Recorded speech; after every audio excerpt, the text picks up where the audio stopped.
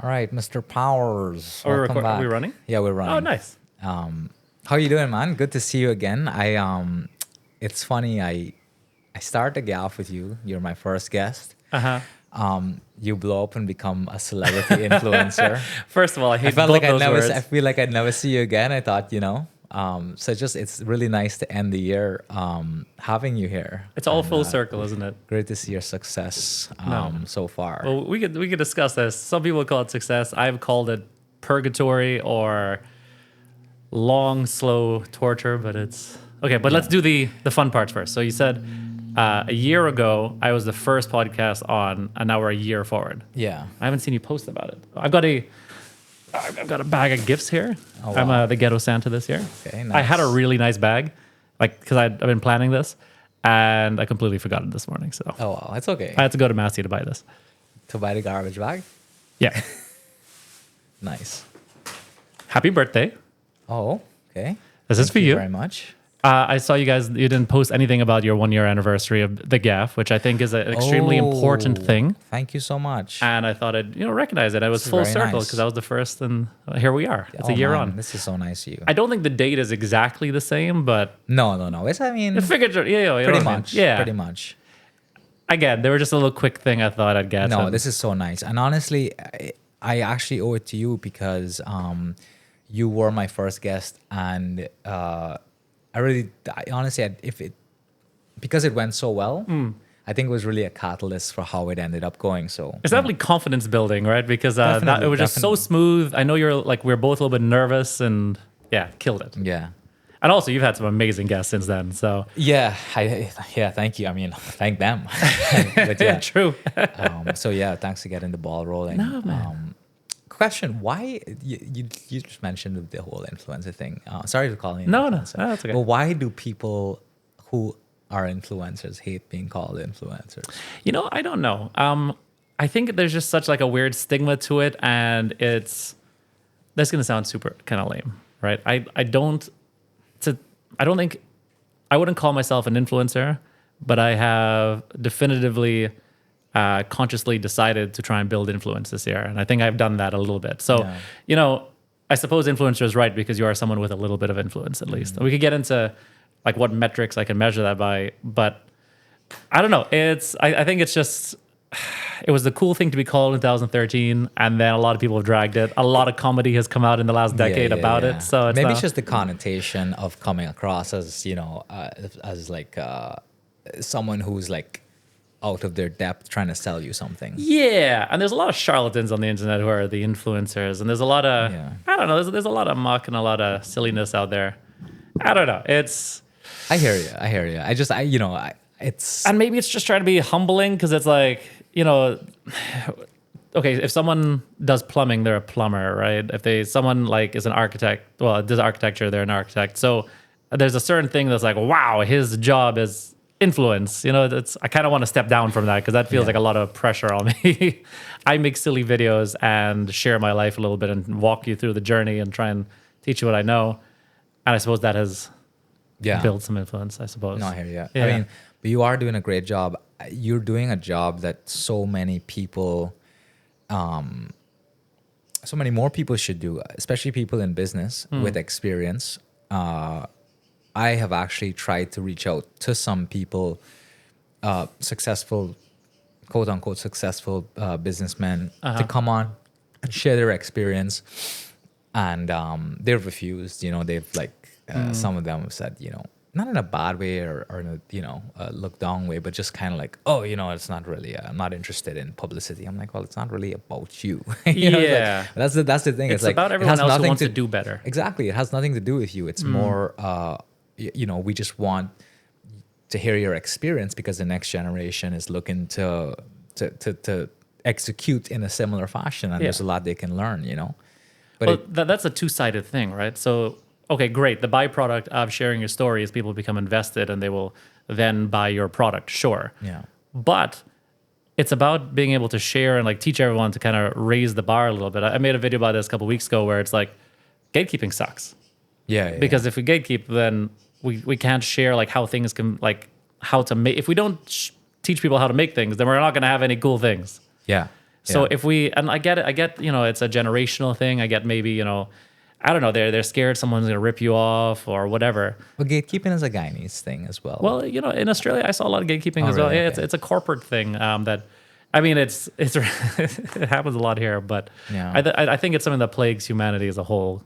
Sure. But just it's the reason, like all my content right now, right? And I think that's why it's kind of gone so well. And my entire channel is dedicated to just like showing and trying to like lift you up. And we'll get into actually the what the rest of my gifts just now, what's in my Santa bag. But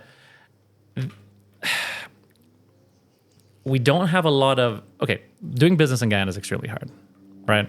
We don't have we have a lot of education. Everyone goes to school, lessons, whatever, but we have no like business education and like out of the box kind of thinking. A lot of people leave, so there's a lot of questions being asked, like how do you do things? And there's not a lot of people trying to figure it out. And I'm not trying to take credit away from the people who are figuring it out, because I'm sure there are a lot of people who spend a lot of time.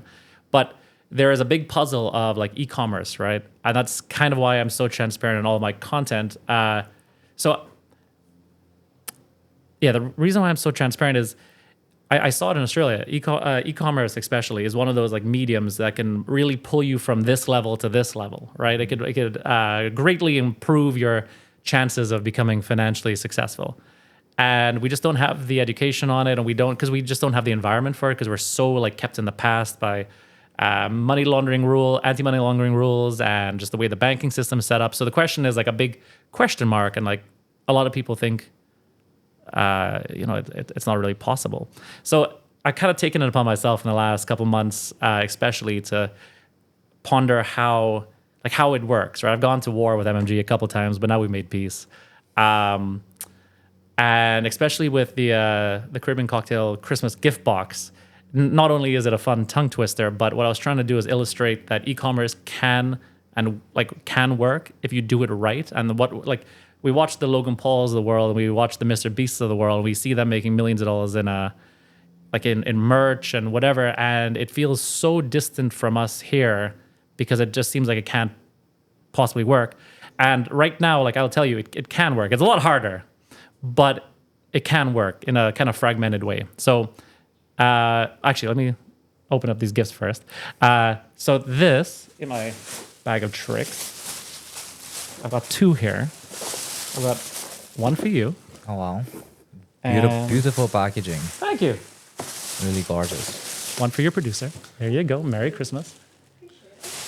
So if you want to this is show so the nice. camera, Yeah. these are, I've got a business called banana. Caribbean Cocktail, and we just do dehydrated garnishes for bars, right? So it's nothing really that special. But what I wanted to try and illustrate is if you put a little bit of attention to detail and sprinkle some magic on it, you can okay, so it's not just the product, but we'll talk about the product. So it's a basic product that we already make. We already have customers. Everything's going good. So I spent a lot of time thinking what I wanted it to look like. I had a completely different idea. My girlfriend now, she was like, "Oh, why not do a gift box?" And that really redirected me. Yeah. And so we Good started. idea. Yeah, it's a great idea. Classic women coming with the good ideas. They say every strong man has a stronger woman behind them, right? So we'll not dispute that. So spent a lot of time pondering it, thinking like how would it make it even more magic? And I'll have you open it in a sec, just to experience everything in it, course, because yeah. there's a lot of little things in it. We'll open Vicky, so we just keep the branding here. Okay, cool. So a couple months ago, I set forth this little challenge of how can I create a product? Because I'm starting to build influence, right? And I'm starting to build trust, is what it is. Over the last at this point, I've been online since March, so like 6-7 months. And I'm extremely transparent. Transparency is my thing. I've shown you my highs and especially my lows. I'll tell you when I'm struggling. I'll tell you, I show you my wins and especially my losses and where I went wrong and where I should have gone and whatever. And that builds trust and rapport, right? So that's extremely important. And this is like the pathway that I'm trying to show people online. Yeah. And so through that, now we launch this gift. It's coming up to Christmas. Christmas time is a great time to do a product.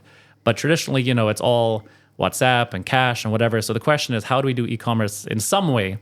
And the only real way I can think of right now is MMG. So again, a deeply flawed management, but good fundamental company. And so the way the system works isn't super great, but what it allowed me to do is to bring my followers along in the journey. So in the designing phases, I showed them, like I introduced the idea, then I was designing it with them, and then this and that, and that, every single, I churned videos. Yeah, I mean, no, I see. Yeah. the people closest to me tell me they're tired of seeing my face. Yeah. And what that did though was it kind of, again, I built trust, and I built like the followers and the viewers are now engaged and they're part of the process. So when I opened up pre-orders for MMG, so the way I did it was I wanted to build a little bit of demand. So there was already demand, but I wanted to build scarcity. So I said, all right, 50 is going to be pre-order and I'll cut it off. 50 is going to be retail experience. So you have to go in and buy it. Because I know, And then the other 40 would be corporate gifts. Where's the retail? Babe Cave? That's at Babe Cave on Duncan Street. Nice. And because I just wanted one outlet. I didn't want to confuse it. I just wanted everything in one place. It's a good person to partner with. Yeah, exactly. We like Amber. And sorry, where was I going on this one? Okay, so we've got MMG allows you to send in and receive money. Again, it's a little bit convoluted, but it works. Yeah. So what I did was I started driving people towards that, and I mean we sold out of pre-orders. Like as of right now, our pre-order list, including corporate, is about 50. So we did, There's about 70 that's going to be retail, and there's a couple extra stragglers here and there, but we've got 100 people on the pre-order list, not pre-order list, on the info list, so like the mailing list. So right after this, I'm going to go and send that to them, just let them know, hey, because you sign up to the email list, you have first access, and then I'll start posting like a lot about it. Yeah. But by building those tiers,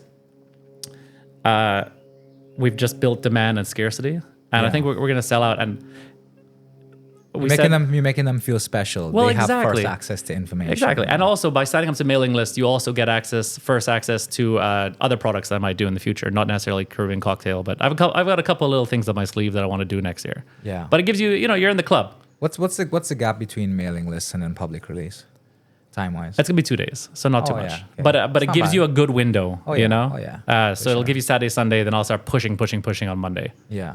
Yeah. But again, just to do full circle though, so. When I first was talking to a few friends about this, one specifically said, I don't know if you'll sell any. Like, I don't know, like, maybe you should only do 40, right? I don't know how that's going to go. And I was like, well, I could do more, but maybe 140 is the way to go. Because the way that I was pre-ordering the boxes, you had to do in like sets of 12 or something. So I did 144. But what I wanted to show was, hey, we could do this. You could draw, once you build trust and rapport and you build interest, doesn't matter the product, because they're not really buying the product. They're buying you. They're buying the journey and that experience, which we don't have here. Yeah. And if you do the rough math, by the time we sell all these boxes, which I think we will by the time this video goes out, that's $1 million that, in a week. So again, we're not talking $1 million US, but what I'm trying to illustrate is, and don't worry, like every time I talk about money on my channel, everyone's like, ooh, Jerry, listening. Good. Yeah. We have a corporation. We're going to be like, it's... Oh, you're incorporated? Yeah, man. Oh, nice. Yeah. This is $1 million in revenue. $1 million in revenue, sorry. Yeah. So for full transparency, I'll do videos cutting it down. My budget, I spent $300,000 doing everything.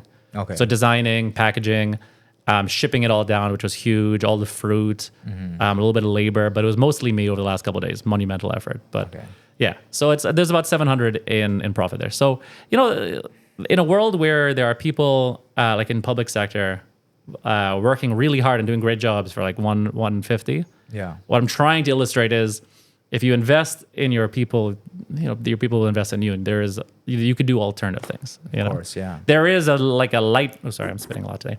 There's a light at the end of the tunnel. Not to be super preachy. Yeah. But this, I think, once it becomes all well-rounded, I'll do a good few long episodes on it. But this is your use case. This is the playbook. I'll even write a playbook based on what I've done so far. For sure, yeah. And please, use it. And okay, MMG is not perfect, right? They've been promising an API for websites forever. Not going to happen anytime soon. But what they have right now means that I can transact. Like yesterday, we did like 100 and something thousand in sales alone. And it just kept pinging on my phone, and I didn't have to have a conversation with anybody. People are sending you the money for the product. Well, exactly. So actually, great point. So Guyana is a tangible place, as in they will only buy it if they can see it. They go hold it. So the fact that I've been able to convince people, I've spent 6 or 7 months building so much trust. Yeah, that they will send a stranger they have never met. No, they don't even know what they're getting because I haven't revealed what's inside the box, which I want you to open in a sec. No one knows what's inside of it.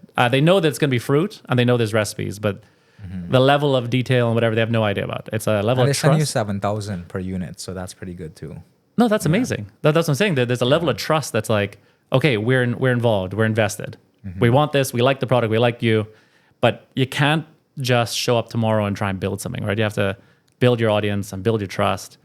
And it's a long road, but you'll get there. And it's, I'm not guaranteeing anything, but what I'm trying to show you is it's possible. Yeah. Does that make sense? Of course, yeah. In a world where everything's so hard, like retail space is so expensive.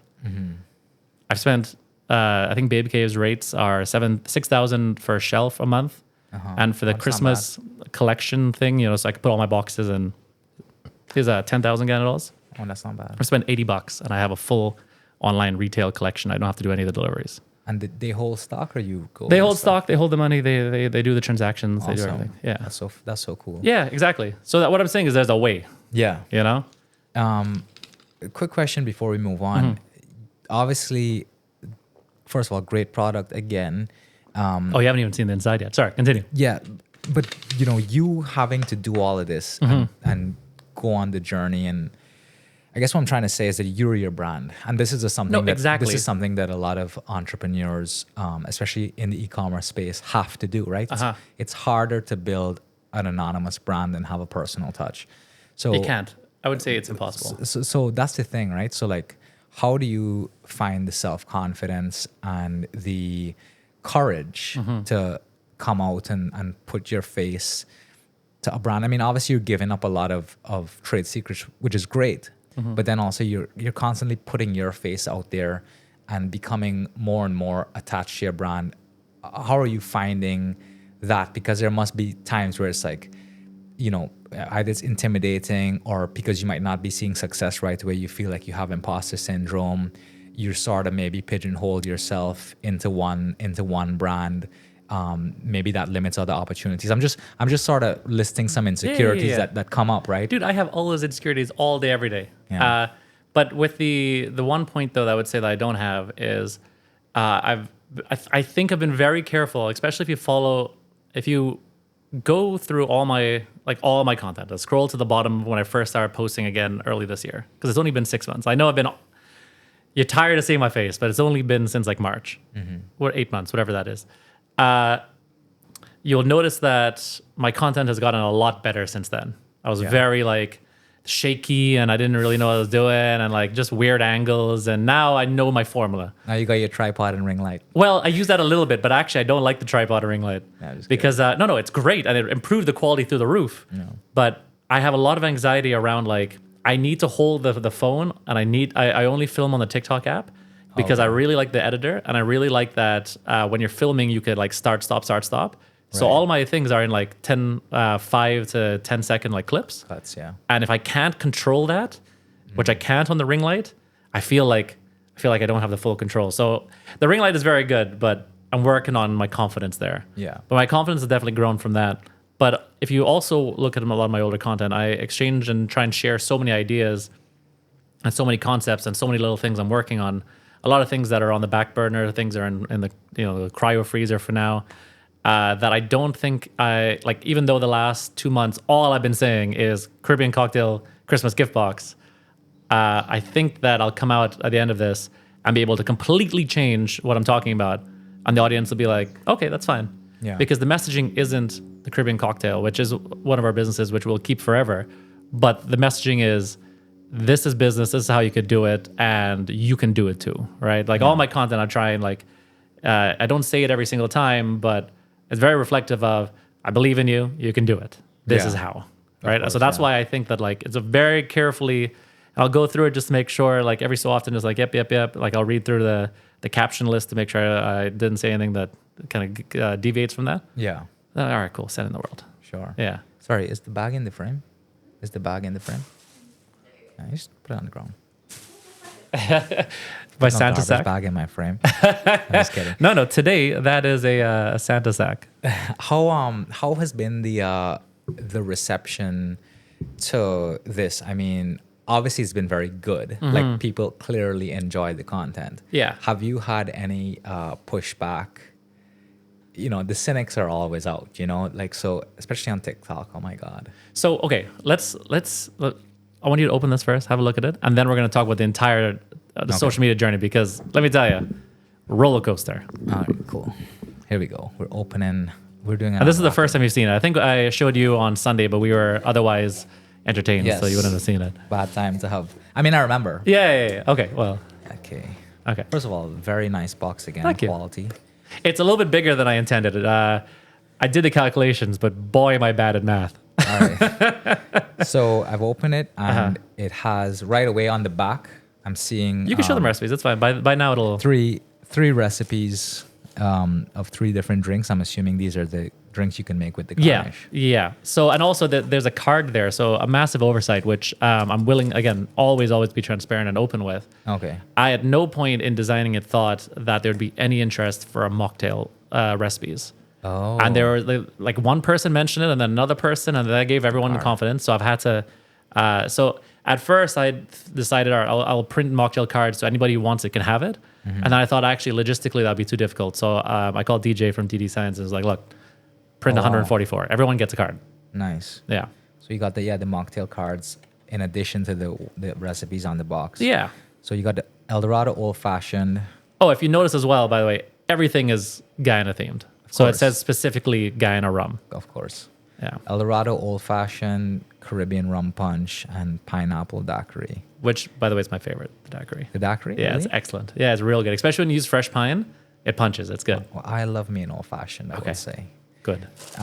Okay, so you got this stuff in the box, wrapped in beautiful paper, branded. This is actually, when you showed this to me the other day, this is what I love the most. It's a little attention to detail, you know? 100%, Yeah. because usually, first of all, the paper is great. Yeah. But then also the fact that it's branded just gives it that personal feel. And it just makes it like more professional. And in you the know? grand scheme, that costs nothing. It just cost me an extra couple hours to plan it, to think about it, and to order it. So Okay. the tissue paper worked out to be like, I want to say $80 Guyana for that piece there, which I didn't $50 order a too unit. much. Okay. And because the MOQ was so small, unit price was kind of high. But that's fine. It was $80 Guyana. It worked out because All right. this box is 7,000. So the first one we got is the oranges. So that's for your old fashioned. Old fashions, of yeah. course, So each one matches your. Yeah. Because Old Fashioned's the first on the box. Yeah, exactly. First recipe. Again, everything's been done with care. Yes. And then we got the Classic the lime. limes. Well, this is the brainchild of the whole operation. Well, huh? exactly. That's the mule that carries the entire company, Yeah. really. Beautiful. And then you got your pineapple. And then we got our pineapples here, which I love to eat. Yeah. By the way. I wouldn't even put this in a drink. I would just eat this straight. Yeah. Yeah. Actually, the last couple of samples you gave me to use to product shoot, I ate all of them. It was like a gallon Ziploc bag. Speaking of which, Vicky, can you just pass that for me? I don't know if you noticed that when you came in. Oh, no, I did. This is how much of a supporter I am. My boy. I got a wholesale bag here, which is not included in the box. No, but that's the big boy. That's the venue size bag. You can get this at Babe Cave. Babe Cave. Yeah. We stock everything there. Or order online at some point. Yeah. But yeah, fantastic stuff, man. Okay, sorry to make this an entire product. I just wanted you to. No, it's okay. I think it's really important, though, is why I wanted to cover this, is we're talking about e-commerce and entrepreneurship. There's a really important. Oh, sorry. If you lift up the box. So again, it's what I'm. No, sorry. Outside? Move the bags on the bottom. Oh. What I'm trying to illustrate to Guyanese entrepreneurs as well is attention to detail is what's going to get you across the line. Oh, can I read this? Yeah, please. All right. So it says, as you unwrap this gift, remember, Christmas is the time to sip slow, laugh loud, and love hard. Merry Christmas. It's just cute. It's great branding. It's on the inside of the box, so you can see it there. And again, this isn't a sales thing. We're not going to have any available by the time this comes out, but I want to illustrate that it's attention to detail, and we can do it. Yeah. And the evidence to that actually so that one's all right. Check the back of yours. Oh, this is my favorite part. It says product of Guyana. The back most here. important part. That actually gave me shivers Yeah. every time I read it. Definitely. I think, and I told you this too. I said when you showed me the pictures of what's in the box last weekend, is that that's like the first nationally branded thing that I felt, oh wow, that's powerful, because like of just that. how it like is, just because of the whole concept. I appreciate that. You don't see anything like this in Guyana, and I think like a lot of the our local products and the newer ones especially rely solely on what you actually package your fruits in, which is that Ziploc. Yeah, exactly. kind of Which bag. is fine. It's fine. Yeah. But there's so much room to innovate. And I think actually a good business idea, which, maybe Vicky, we could do this, is if you can work out the details, is having a good packaging company. We desperately need to packaging market. of some kind. Yeah. But I think they'll do quite well. It'll help push the manufacturing industry. Yeah. A bit as well. At least make products more attractive. Don't just rely solely on the raw product. Yeah. And you know what? The same little bags that came in it. I did a video the other day because people asked me where I get my packaging done. Yeah. Because we do such small quantities right now, and even the one you just showed, I walked people through how we do the print on the bag. I literally order a big old rubber stamp and a big ink pad and bam, bam, bam. But it gives it that kind of rustic feel. Yeah. And we're going to evolve past that next year because we're going to get into stores and start exporting. But so we want everything printed properly. But it's gotten us to the point, right? There is a lot of, again, this will all be part of the blueprint that hopefully somebody reads. But you don't have to start with 10,000 units of this and 10,000. No, just go on Amazon or wherever, buy your little bags. You get, like you said, everybody has them. Yeah. Well, we look extremely different than anybody else in the market. And we look kind of legit without being legit. Well, we are legit, but everything else is stickers on those bags. Stamp it. Yeah. Right? And it just gives it this whole new feel. Yeah. And I suspect if you... It's your aesthetic. It's an aesthetic, right? And I want people to do it, though. I want people to go and create cool things. And if this is a free one to you, I suspect that if you get yourself some white ink or some red ink on the same craft... Right, don't copy me exactly, but if you do red or white or a different color, I think it'll come out really good. You'll completely pull yourself away from other people. Yeah. So, maybe if you use a white bag and a red, that would look cool. We're just spitballing here. This is just one big illustration. Sure. And especially that tag at the back there, that is the best part, the product of Guyana. Yeah. Love it. Our President Ali will go on a lot, and the government has been very pro announcing agri-processing and value add. But I don't think anyone has really tried to illustrate what that looks like and what that means. And this is what this entire exercise has been. Yeah. This is e-commerce and how to do it. And, it's not impossible. And when we talk about agri-processing and value add, this is what it is. Because in those bags, it's not a lot of fruit. Like the pineapple is probably the most expensive because pineapple is crazy. But what we've done, though, is we've added packaging. We built an experience. We've told a story. And now we could charge a multiple on top of what... on what the base cost was, So of course, yeah. That's the full story, and that's what we're trying to. And you've done that with an orange, a lime, and half a pineapple. Not even. Yeah, not even a half a pineapple, man. Yeah. It's a quarter would maybe be generous, I suppose. Yeah. But again, it's value add, right? It takes 11 hours to dehydrate. No, 100%. But that's what this is, This is just a real life working example of what we're talking about. And it doesn't have to be fruit. It could be anything. You sent a sample to the president? Don't worry, he's getting one of these boxes. Oh, nice. Yeah. VP too. Oh, good. Yeah, I think he'll smile up. So, yeah, sorry. So... I've deviated completely. So what was the question we're supposed to come back to? It's fine. Are you done? Yes, I'm done. I don't mean it like that. I don't mean it like that. I just mean I hope there's nothing we missed. No, I think we've covered Caribbean cocktail, Christmas gift box thoroughly. Fantastic. Good. So what has the response been to your videos? I mean, what are the... There's obviously a lot of positive stuff and people are running with it. Have you seen, has someone ever come back to you and said, hey, you've inspired me. I'm doing this now. What do you think? Or has someone ever come back and said, oh, obviously there'll be people who are cynical, but are pessimistic, but have people also said oh, this can't work because of this reason. What's the feedback been like? So let me start with most recently, almost every day. And it makes me cry sometimes. So let's tear up a little bit. Middle of the day, big, strong man. And they'll be like, hey, what you've done, I watched this video and, you're inspiring. You've inspired me to do this or do that or whatever. And it's truly humbling. And I love it. Once a day. I don't really get a lot of hate anymore. Or actually very rarely do I get some sort of ignorance on there. Yeah. But it wasn't always like that. So... Well, you beat them into submission, which is, exactly. Kudos to you. Yeah. Well, look, if you try, mean people on the internet are just trying to beat you into submission. Yeah. And when you beat them back just by showing your face 4 times a day for 300 days, congrats, you win. But so so rewind back to March, I think is when first messaged you to start clipping up the last podcast we did. So all year, I've been very transparent and talked about this a lot, that I've been waiting on some work to come through because, and we could get into this later in the podcast, it's all these plans and all these things I'm working on are all capital reliance. And like I've been kind of just, I want to do it myself and I'm waiting on this capital from this project I did and it still hasn't come through. So I'm still waiting. But there was a big chunk of time where I was just kind of stuck in this realm of just, kind of a purgatory thing, losing my mind.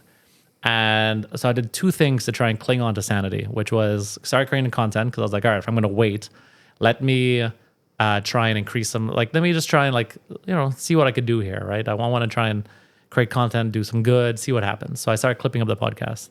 And the second thing I did to cling on to sanity was the newsletter, which we could talk about in a sec.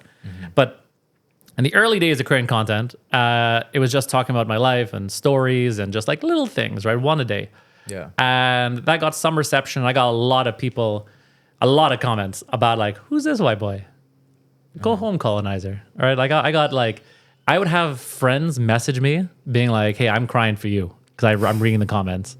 I'm like, don't worry about it. That's fine. Yeah. And then the big one was, I think my most infamous one so far, because this one went around the world, was the police crest video where I pointed out, because again, all my early videos were me just going around like things that I've noticed, and I actually still currently do, but things I've noticed that like I propose very logical solutions to. Yeah. And the police crest one was the police force, and they're not doing it anymore, by the way. And we could get it again. I got quite a few stories of how my little comments have changed things, but I haven't seen a police crest bulletproof vest in a little while. They've stopped wearing them or they fixed them. But I had observed that there's these cops, and I've seen them for years, where they have police crests on the back. And it's very obvious that whoever had ordered them had just maybe words police crest. Yeah, they said the word police crest, where maybe they had ordered, like maybe in the demo product it said police crest, and that's where your crest is supposed to go. Yeah. And whatever it is, I made a video and I said, hey, mild acid wash, we could get this done in a weekend. Someone reach out. And the vast majority of people didn't watch it to the end. And the vast majority, which they never do. And the this video is currently at 1.2 million views across TikTok and Instagram. Or they start right in the comment before the videos. Correct. And it was all about, if you don't like it, go home, this, that. Bro, the nasty things. Like, I can't even, being called a colonizer was probably one of the more pleasant things I was called. Which, and at that time, I had a couple little defenders who would come on and be like, no, he's Guyanese, he's blah, blah, blah.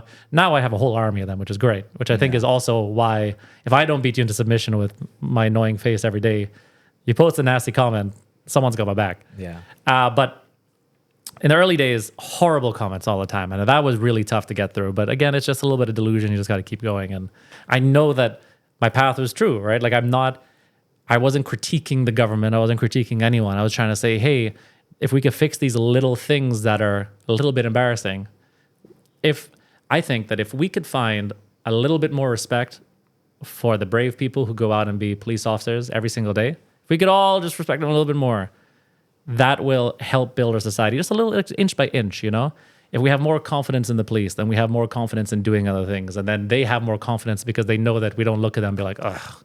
We're like, oh, all right, hello, officer. It's these little things. That's all that messaging was about. But that one went so viral because the amount of people commenting were just like, get out, and all that kind of stuff. Yeah. In a way, that works for you, though, because it did. You kind of want that. You want that engagement. Yeah. Any press is good press kind of thing. But you know what I actually noticed? And it's something that I spend way too much time doing, and I've decided to stop. Whenever I did get like nasty comments, I would just, have a look at your profile and see where you're from, right? Just out of pure interest. I started Most of them are unknown, right? No. I started mapping it, right? Okay. I would say 90% of them are Guyanese who no longer live in Guyana. No way. Yeah. So I don't know. And again, I'm just speculating, but I think there's something crazy about, not crazy, because I've empathized and I've thought about this a lot.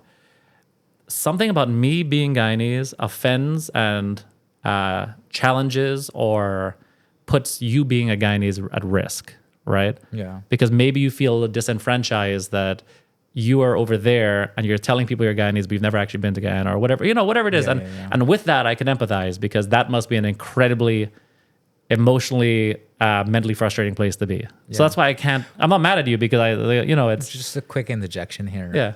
First of all, I like that analysis. That's Yeah. very interesting. I think also that, shit, I just lost my train of thought. Sorry. Yeah, no, it's a good analysis, and I think that also there is that insecurity of being up there and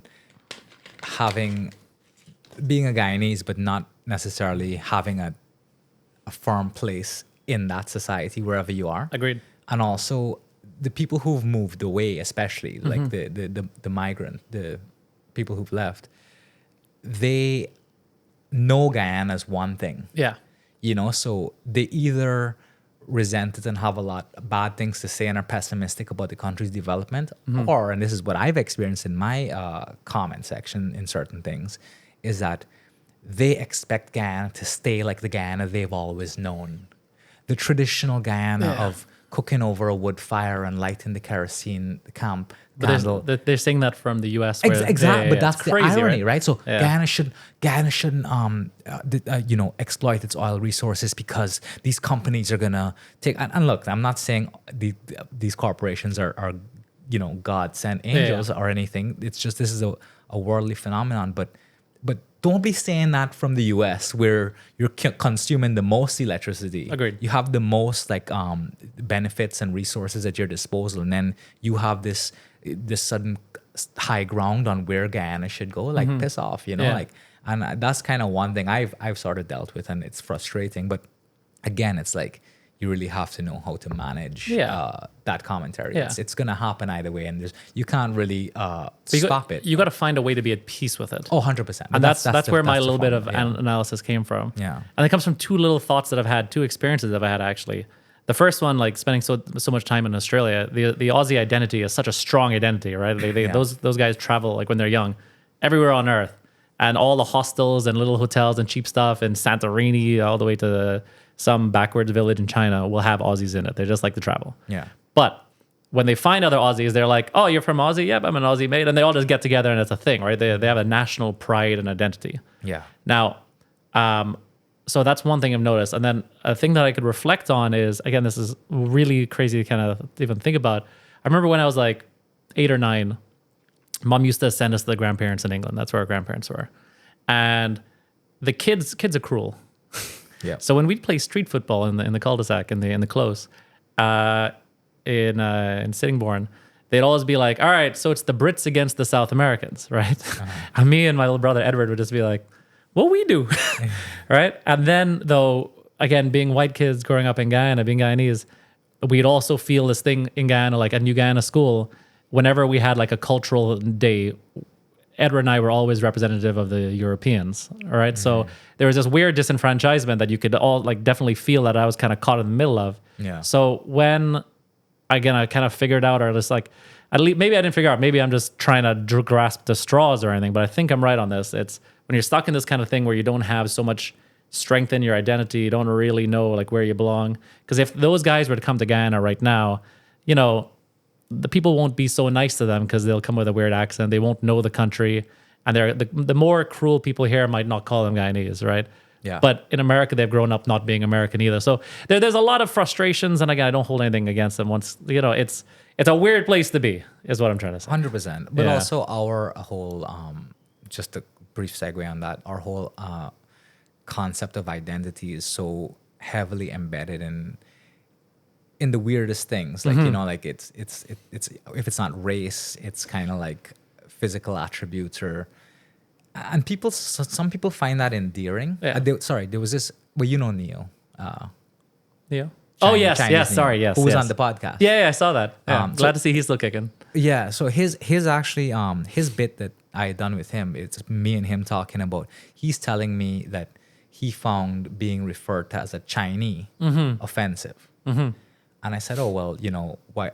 I think I'd asked him, why do you find that offensive? Or, expand on that a little bit. And he gave his opinion, and I thought it was reasonable, which is fine, and like, but the comments were just like, a lot of them were, I'm not going to tell Guyanese what to say and not say, but a lot of them were just so uncompromising. Yeah. Just like, well, that's what we do, and we always call what you want. We call it Chinese people. It's just some ignorance. you know, and it's like, Yeah.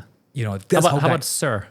well, but that's what I'm saying. Like, it's like the first thing, you know, it's not about him. It's just the first thing you do when you speak to someone is, you know, you don't like. I just feel like being reduced, your identity being reduced to just your race, It's a crazy thing, especially in the land of 6 races. right? You know, Yeah. like and they find that endearing or nothing wrong with that. Yeah. But it's kind of like it is offensive. Yeah. But I mean, I'm not saying I don't ever use the term in casual conversation. You know, coolie boy or whatever, or white boy or whatever. And maybe I shouldn't use it. I don't know. But when I go to Border Market, I know exactly who I am when they call out. Yeah. Hey, white man, what you doing? No, I get called pink sometime too. But So. I think the connotation with Chinese or Chinese, it kind of comes off the tongue a little harder. It does, yeah. You know, so again, you can't say, oh, don't say that. Or I'm not telling you what to say or not say. I'm just asking you to reflect on it a little bit, you know? Because I think the way people responded cemented the fact that, you know, if you don't like it, F you, this is what we're calling you because this is who you are to us. That in itself is super, you know, separationist, Yeah. you know? And Which is weird because alternatively, we're fairly inclusive people. yeah, it's weird. Yeah. Well, it's like weird. when you know, your big auntie, if you haven't seen them in a while, they'll be like, hey, you're looking You got healthy, fat, man. you Your got skin fat." thick. You must be, yeah. Put on. Yeah, life good. Yeah. Like, what do you mean? Life good? Well, you know, yeah. I don't know. I just found it kind of weird. Yeah. But But a message to the diaspora is definitely come back. Come back and see the place. I'm not trying to exclude anyone. Just, yeah. you know, No, you I'm should happy- definitely, you know, explore your roots. I'm happy you're pushing all of this stuff, man, because we need it. I actually the other day was kind of getting a bit discouraged. Like I was just thinking, like, you know, I've obviously, like you, made the commitment to come back, and I've been back here about 7-8 years now from school. That is, Yeah. I've always been here. Yeah. But you know, instead of staying up there, and I was just like, you know,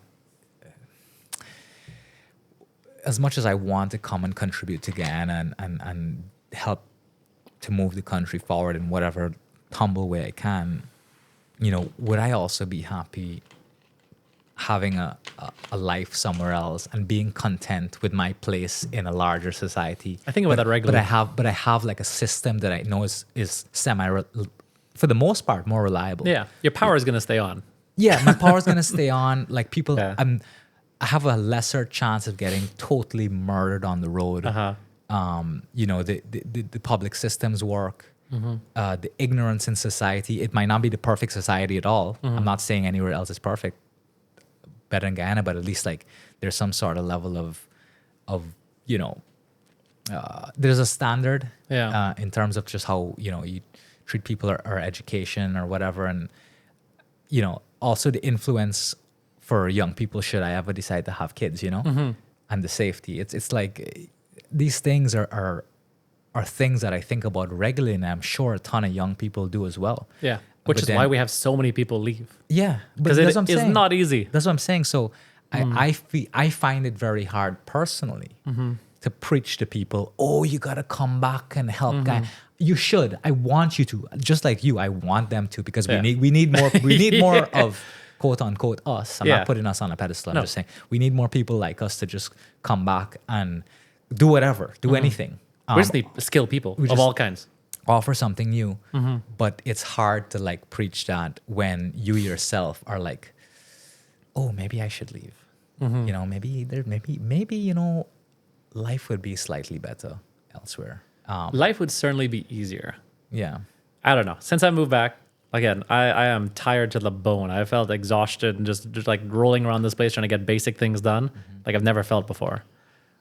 And this is going to sound super cheesy, but amidst like all that war, my soul has never been more at peace than when I'm here. So Yeah. I know it's misery on a lot of fronts, but Yeah. I'm quite all right now. Great. It'd be a lot easier. It'd be a lot easier to go back to Australia. Well, you find certain things here to keep you grounded, you know. Well, you know that meme, and I send this to my friends whenever they're like, you know, anything, that there's a video that's the African warlord guy is like, I don't want peace. I want problems always. Yeah. No, that's the motto for life. Yeah. No, you grow in it. You just have to find some anchors here. Yeah, you know? exactly. Yeah. But speaking of anchors, what's kept me like the second part of keeping completely sane when in this entire year of waiting, you know, they don't tell you when you see like, you know, great podcasts and they're talking about like, yeah, you know, it took me 2 years to do this. And you think, oh, it only took you 2 years. That's great. And it doesn't seem like a lot of time. That's 700 plus days of pure misery that you're just like slugging it out for. Yeah. And this year especially has felt especially difficult. But one of the things I did to just try and like cling on to reality and just like have something that I do, it's really important that if you start to feel like you're drifting or whatever, make sure there's something you could do every single evening just before you go to bed or every single day. Just one thing that you check in. Gym is a great one. Good habits, yeah. Yeah, just manufacture them. And one of them was the newsletter. It was something that I was thinking about for a long time. And I don't know if you read it, but I do, yeah. I read a daily Guyana business newsletter. Daily, yeah, exactly. And it's actually become the bane of my existence. Oh, yeah? Because I'm suffering from my own success here a little bit. So it is a completely free newsletter for viewers who aren't subscribed. And it's basically some software that scrapes all the news in the country and summarizes and presents all the business related news. So you're always on top. Yeah. And I have friends who check in and like, hey, like Kirk the other day just messaged me and I really needed to see that message that day because I was, you know, in a bit of a lull. He's like, brother, I've been meaning to reach out. The email today was like the third time in the last couple of months that I've been able to jump on an opportunity that I didn't know about, you know, so thank you. That's, I can't believe it's free. And I'm just sitting there like, God damn it, I can't believe it's free. But in the early days, it was something for me to just cling on to stay sane and just, you know, always create value somehow, whether it's little things. Now, though, we have 1,350 like daily readers. 1,350. Wow. And again, I can't believe this thing is free. And every so often there's a sponsor, like the software I use offers, but it pays pennies, so I don't even do them anymore. I now just reject everything and just. Yeah. But the bane of my existence part is every so often I think, all right, well, I've gone through the valley of hell, right? Like valley of death, right? I no longer need, like I've got other things that are keeping me busy during the day. I no longer need this daily thing. And every single time I think about maybe I should just like, you know, let it go to sleep or whatever, someone will very annoyingly message me something extremely sweet saying, thank you, super, super valuable, I appreciate it. I'm like, God damn it. Yeah. I can't get rid of it now. Yeah. And I think that if I paid someone to do it, well, first of all, there's no money in the budget for that, but also I don't think it'll have the same, you know, oomph. Well, just for a model like that, and this is kind of like the Gyaff too, in a way. I haven't really monetized this at all.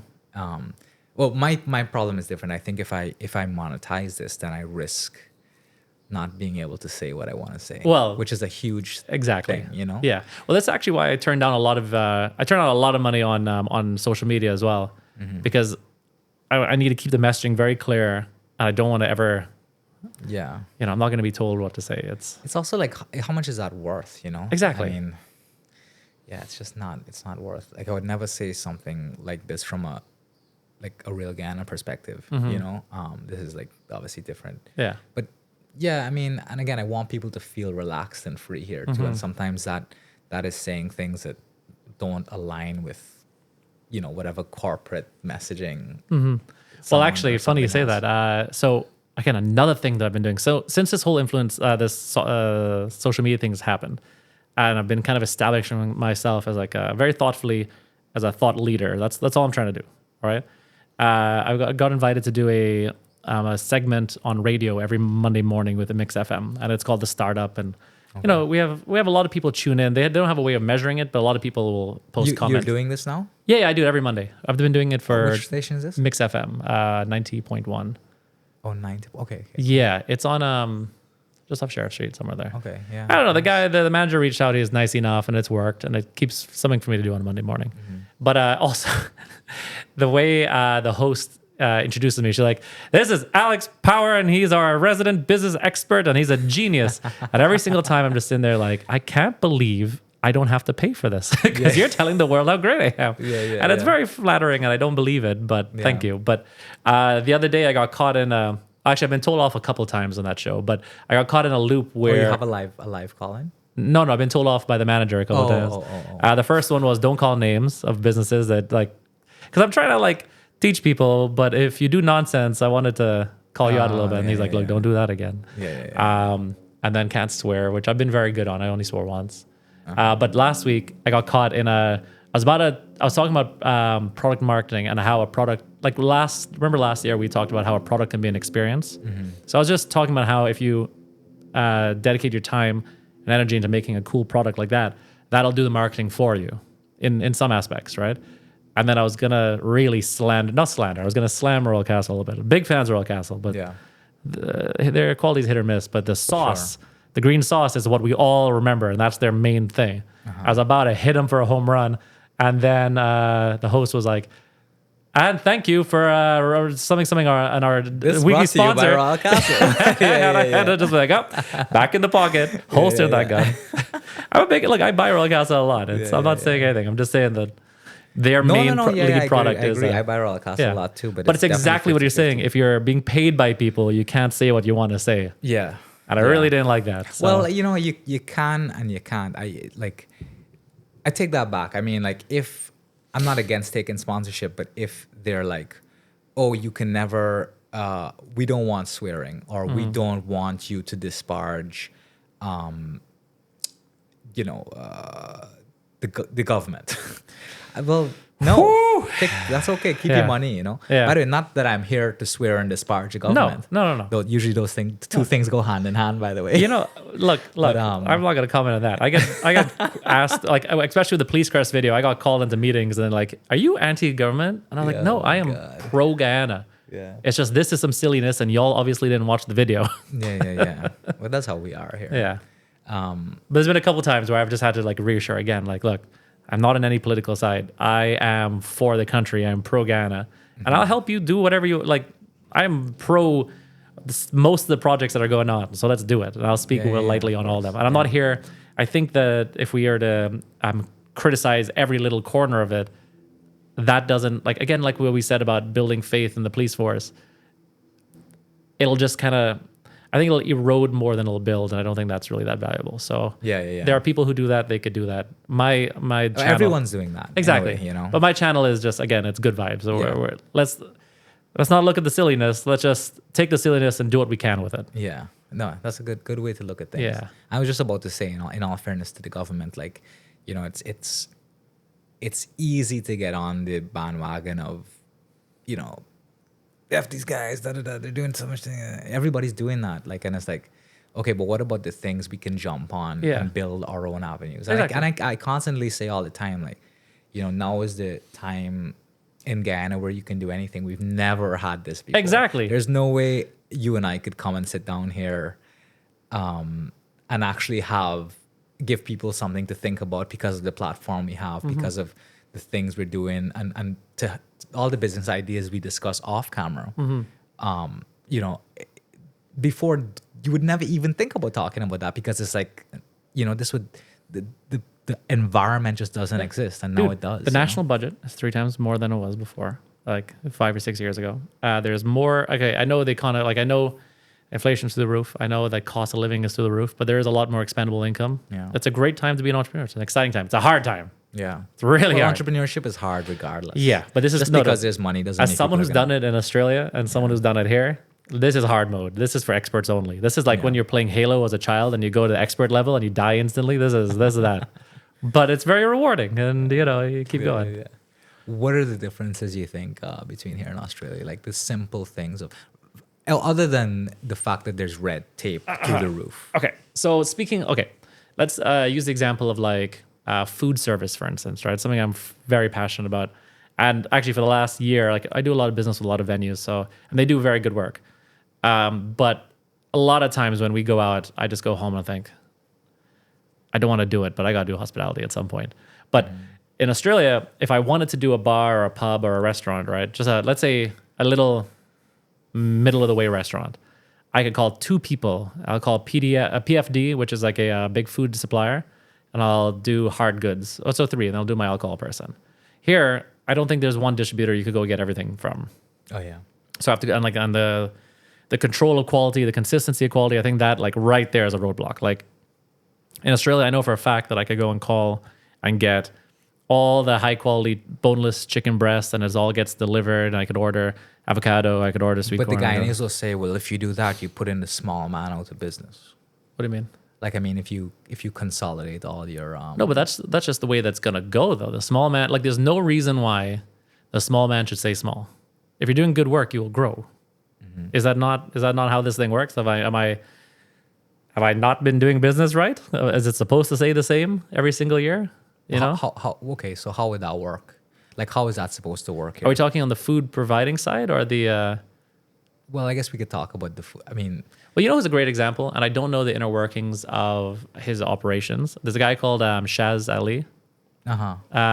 Again, I only observe. I don't really know him personally. Seafood restaurant. Yeah, but he does so much more, dude. He has a chicken farm. He's becoming one of the largest chicken producers in this country, quietly. And again, he's still small, but from where I've been observing for like the last couple of years, the man has trucks now. The man has his chicken on shelves, right? Like, and like right now, you'll see Bounty Chicken, Shally Farms Chicken. Yeah. And I'm not trying to tell you that it's better chicken. I'm just trying to say that I don't know how long ago he started, but a handful of years ago, Homeboy didn't have a chicken farm, and now his products are up there. Yeah. I would love actually to hear his story to try and understand how to do it. We have him on. You should have him on. Yeah. But his would be a very good example of like how you do it, right? Yeah. How you like, especially with food service, how do you go from one level to next level to next level? And he obviously has an eye for quality because I mean, again, he is producing and producing and producing. He's got the seafood thing. He's got some other business I'm not really sure of, and the chicken farm. Yeah. And something else. Again, I don't know his story, but I've been observing and I've been seeing the posts about the chicken farm. Yeah. But when we get into like food service and hospitality, what has really annoyed me in the last couple of weeks is our lack of like doing business is hard here. We know that. And now that there's a lot of providers who offer like the basic stuff. So like, the cocktail syrups and that kind of stuff. And that's where like, that's my main pain point. So we're all at a good level now, but if every bar uses the same cocktail syrups product, then all the bars will have the same products. And you find that like, I don't know what Amici's doing. Their stuff is pretty good. So I don't know if they're using syrups, but there are a lot of restaurants that try and put themselves on that level that you'll see those same syrups out. Like Hard Rock uses those syrups. But if you pay to, like, you have full kitchens, you have chefs. Syrup is just sugar and water. Yeah. If you soaked it in, hate syrup cocktails, by the way. no, but you Side what if note. those crap ones are terrible because it's not even sugar anymore. It's high fructose corn Well, syrup. it's where you just rely on only the syrup. Exactly. It's just a syrup slushie. Exactly that. Also, I hate slushies as cocktails, but that's a whole different thing. But don't serve me a margarita in a big strip of glass. I want it in a rocks glass on rocks. Anyway, but it doesn't like what I'm trying to illustrate, and I talk about this a lot. I hope that people don't think I'm trying to attack them. The next obvious level is you need to grow and evolve, and just making your own simple syrup and then stewing fruits in it will get you that flavor of simple syrup, right? And that could be done with like food products, like restaurants who want to cut their own potatoes will obviously instantly get an edge on the ones who use frozen stuff. Yeah. There's a great restaurant in Australia where Australia has a bit of a epidemic. Had one where every corner, every couple bros decided they want to do a burger shop. So every corner had burger shops. And then how do you differentiate yourself from the next guy? And there's these great guys I worked with in Australia called Griffin Burger, and their main thing that like the burgers are okay. The main thing they did was they had two different types of fries, thick and thin, that they cut every single day. They just had it's a manual press. And what they would do is they made seasonings for it from scratch, but it would just be different salts. So like jalapeno salt would just be jalapenos in the oven that they've dehydrated. They grind it up. You mix it 50-50 with salt, jalapeno salt. Yeah. You know who else had jalapeno salt? Nobody. They also did the same thing with bacon. So you get bacon salt. Yeah. And then what they did was they'd give you your fries unsalted, and they had a little salting station. Again, this is a little mom and pop. Like this is two bros or two cousins or whatever it was. And in the corner, they'd have their salting station, and you come and salt your fries. But just that level of interaction, that level of like customization from a little shop, all of a sudden it puts you in a league of your own. And it becomes their brand. I mean, like, exactly. It's like what they're known for. Exactly. It's not just, we sell in fried chicken like the other 10 people no. here. And point in case, on like they're our biggest partner on Deliver, right? We did, I think by the end of it, we did about $1 million over 5 years in food delivery only, which probably represented about 15% of their sales. So like Or no, probably not even as much as 15. They had a lot of walk-ins. What food brand here you think has the strongest identity in terms of uniqueness, in terms of something they've created for themselves that everybody's like, oh yeah, that's just seared into their identity. No one else is doing that. I don't know. I don't know, man. It's sad that It's real sad that nothing that. comes to mind. Because Trinidad has a ton of them. Yeah. Jamaica, you know. I mean, Trinidad had oil 30 years ago, so they've had a lot of time to mature and get to that man, you point. don't need oil to be unique. No, but sorry, but what it does, it drives your economy, and then people can get better. But you're right. We should. Sorry, I triggered you there. We need to catch up, and there needs to be more unique stuff. Like Amichi's good, Nikkei is good, but there's those are great restaurants. But there's nothing that high end. Nothing is doing. You're right. That is so standout. I'm talking about like who has the best fried chicken. You know, who has the best egg ball. Like obviously there's some places with better egg ball than others, but like the difference is not that unique. Like when Chef Dev was here the other day, we spoke about it. You know, it's like that's kind of what he's trying to do to bring those unique flavors here. Like he infuses pepper pot with a lot of stuff, like a pepper pot patty or whatever. The other issue with Guyanese and food too is dare you touch traditional cuisine and make it something different. It's an outright attack on the culture. But I think what you need to do is just do it and then just show them it's good. Yeah, so they can argue with you right until it's in their mouth, and they can look at you and be like, all right, man, that was good. And make it. That's it. They will argue about how their ancestors and this and that and their spirit don't deck it and everything. And then they can eat it and be like, all right, it's all right. Yeah. But in that vacuum, in that sad vacuum where you ask like, what is an iconic, like who's doing it the best locally, like as in a local grown thing, I can't really think of anything. In that vacuum means that someone could come up tomorrow and do it. Yeah. Right? Like someone was telling me the other day, I was at a beer with a guy called Jeffrey Wheating. I don't know if you from Wheating and Richter, like the old guy in his family. And he and this other guy, Simon from the shrimp farm, they were just gaffing about someone had made butter someone had brought in some fancy butter that had some like fancy salt on it or something, right? And they were raving about it. And they were just talking about how, it was a sample from Amaya. It was playing with butter. Yeah. And they're raving about it. Not a paid sponsor or a paid post or nothing. These people have no vested interest in Amaya or anything. And it just kind of occurred to me that like we could get full cream milk, and Amaya will sell you full cream milk. If you could get a little butter churn on Webstaurant, I won't even say Alibaba because Alibaba is quite hard to get stuff from, but Webstaurant in the US, ship it to Miami, bring it down. It costs you $100 to get it here, including buying it. And you could churn high quality butter. You get some flake salt on it. You bake your own bread, right? And then all of a sudden you become that cafe that has that incredible, but maybe you make a rosemary, like we just talked about making salts. You make a rosemary salt kind of thing, or like some sort of super special butter, rosemary salt butter or something like that, right? Yep. You're the only place in the world that has this thing. Those same two old white men at that bar, or your Guyanese aunties over there or wherever are going to talk about it at some point, and then you become the icon.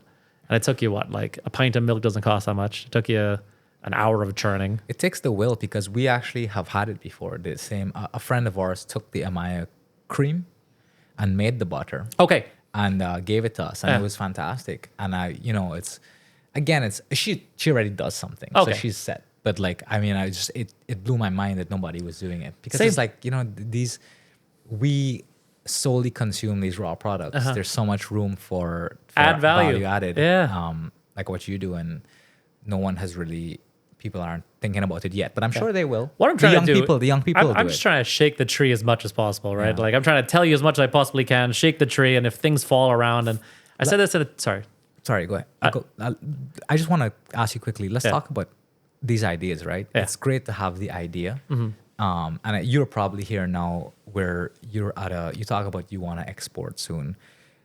There obviously comes a point where you come up with a new idea and you execute, and that's great. Yeah.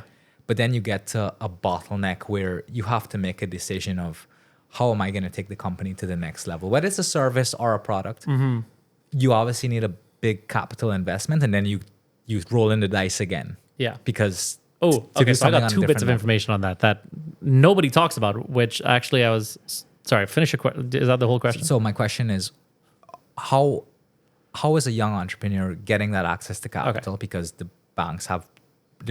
either risk averse or have extremely high interest rates that just don't make sense.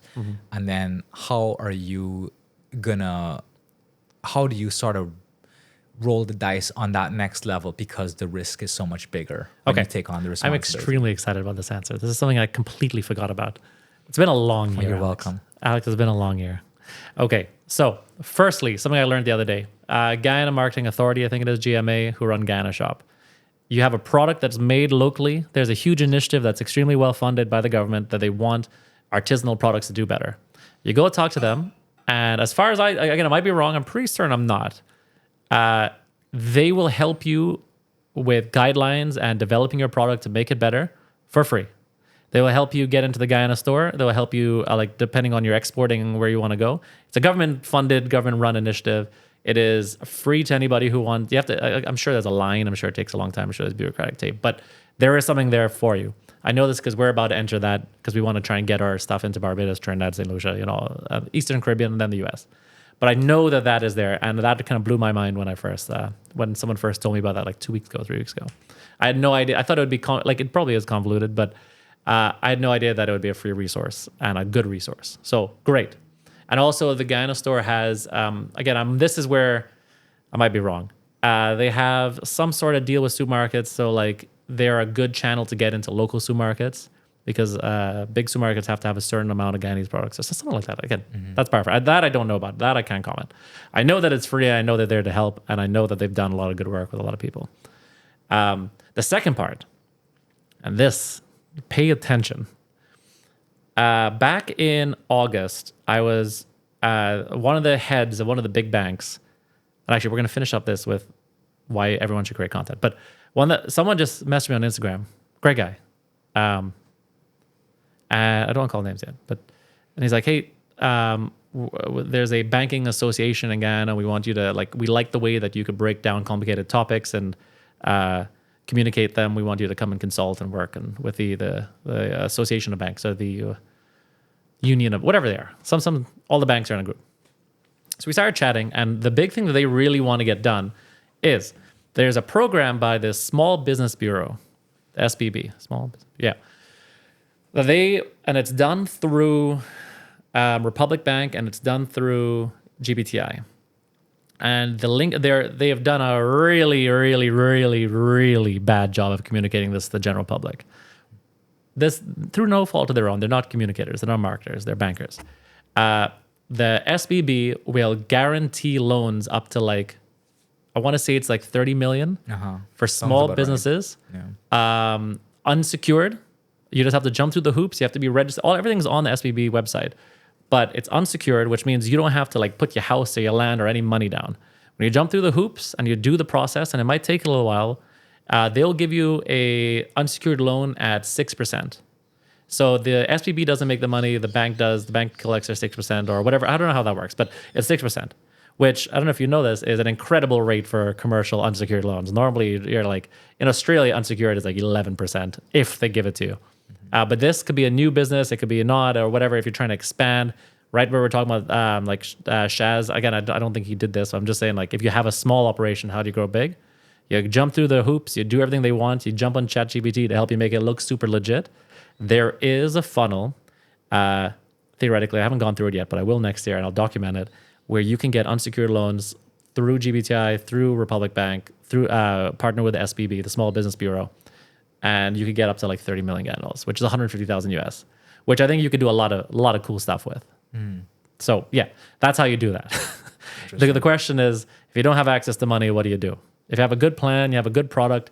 I think there's even an avenue for new businesses, but it's beneficial to have an old business because you can show them of course, yeah. workspace, premises, sales. Yeah. And if everything's documented well, more numbers to work with. And look, it might be a pain in the butt. You know anyone who got through this loan? No, because shortly after, my world just went into chaos. So I didn't. Yeah. Something I actually have to follow up with. I'll follow up on it with you. You think these people would do some marketing on backstories? I applied for this loan and my business is thriving now. Well, we're talking about this off camera, and I'm not saying this is them specifically, but what annoys me is large organizations that don't want to like they know the value that aren't really paying for it anyway, but don't want to pay. I had quoted them what I think we would need, and like again, I'm not charging an astronomical amount at all To do the communication. to just communication, and like whether I'll be in the videos or what I'm trying to do right now is build a. We got a silly name for it. It's called the collective, right? Of just like of all the content creators and influencers in Guyana, and we're trying to fight for like fair pricing and fair rights because a lot of businesses try and take advantage of them. Oh, nice. Because they're young kids they want to monetize. They just don't know how business is. Yeah. I got a couple guys right now who'll message me whenever like they'll send me screenshots. And most of the time I'd be like, look, they DPS. Tell them care to anyway. But the plan was to try to engage that union with these guys, and we could like have a mass approach because there's only so much you like as much as like I am Guyanese, there's only so much you would listen to me. Like, you know, there are certain there's certain cultural barriers that like I'm not delusional enough to think that I could tell you what to do. But if you're from South, you might believe someone who's from South, right? Someone from your community or. Want to pivot to that? I think that is very interesting. So, how many people are in this collective with the content creators? Officially, unofficially, like we have a group chat, probably like 20. 20. But there's quite a lot more. I'm trying to. I haven't started to reach out to all the rest of them because there's a few guys I really want in. Because I think that a little bit of tweaking with their communication strategy, we can make them really, really effective. This is a really important topic I'd like to talk about because I think it's so important, especially if you're for creatives going after markets. Yeah. Whether that's like content creators, influencers, musicians, artists, filmmakers, whatever. And actually, we also are part of a film commission that's kind of developing as well. Cool. But the issue with all of this is that how do we sort of get past? Well, one is you're obviously doing this because you want fair rates. You want to be treated fairly in the business environment. I just want everybody to do good. So how do you sort of build the trust along the community? Because a lot of times, you know, having a definitive price point on markets that traditionally haven't been mainstreamed yet, could sort of threaten, you know, the level of pricing for some people. If you've been overcharging for this long, you know, somebody coming up, if you're starting market price, you know, that sort of will impact this. So the person who's up here overcharging has reason to not really sabotage, but be exclude themselves from this. And then I guess what I'm saying is people aren't as open, or how do you get them to understand that having a baseline or some sort of standard is beneficial to everyone? Okay, so super important. First of all, I think racing to the bottom is nonsense, right? Because everyone loses. So the undercutting for the purpose of undercutting don't make sense. Yeah. It's all about the value that you could deliver. Yeah. So like whenever someone tells me that, like for instance, when I quote for stuff, I really don't want to do, but if they ask me to quote for it, I'll do it. I never bring them down my price. I just add more value. Yeah. But that's why I work with two guys very specifically. I don't want to call names and if you're watching this, in no way do I think that I am directly contributing to your success. I'm just trying to help here. But we discuss like pricing and like I push a lot of work their way that like I don't think I'm suited for, and I try and help them in that way, and like help. Like they told me what they were charging before and how to tweak that, and they're really becoming really good storytellers, and they're growing. Yeah. But it's what I'm trying to do is my entire platform right now is communication, right? It's about being transparent and just business kind of themes and ideas and thoughts and not gatekeeping. Now with this product, I'm actually working with two guys. I've got another product I'm coming out with for Valentine's Day, but I'm also working with him to make a product for him to just, again, we're testing the water of this whole content creator led products kind of thing. And so you'll see that in the next couple of months, but it's about working really, really closely and carefully with one or two guys and then showing that to everyone, be like, hey, it's not just me. You didn't buy me. You didn't like my stuff wasn't a success because we're a unicorn. It's a success. It's a repeatable, it's science. It's a scientific experiment because it's repeatable. So that's how I think you prove that. Yeah. By just having, Yeah. And there's a lot of things that like there are things I try and be involved in where I am in no way involved. As in that like publicly you won't even know, but hopefully you know, when you see successes, you'll be like, oh, he might have had something to do. You'll see it. When you see it, you'll know. Yeah. Hopefully. Yeah. Yeah. But that's how we build it. The collective is very small, but we're getting there. But there's a lot of crazy stuff going on. Like these guys will get messages about, hey, come and do like a big restaurant in town, message one of the guys. And I was like, hey, you know, we want your services. We want you to do this, this, and this. And you'll get free food. And he's just like, his videos, when he tells a good story, like on things he does, those videos get like 250,000 views, right? Maybe 100,000 if it's bad. Yeah. Your food cost is 25% of like the retail. So like, that's like $4,000 of the food. Yeah. What you feel this is? You work for free? Yeah. And you know, and he was extremely, extremely nervous about it. He didn't know how to do it. He didn't want to offend these people. And I was like, look, you got to stay strong. Like, tell them your pricing. Because at the end of the day, the amount of business you will drive towards them, it's crazy. Like the work for food thing is nonsense. Yeah. It is a business transaction. It's advertising, whether it's, you know, and it just so happens that this advertising is a different. It's uncomfortable, but you got to do it. I mean, we go man. through this all the time. Like people are like, you know, whether they're like, well, we don't get this is good exposure for you anymore. Like Good. we've grown past that. Good. Congrats. Yeah. I mean, well, this point, I mean, we've been around for a while now, and it's just like we don't even engage after that.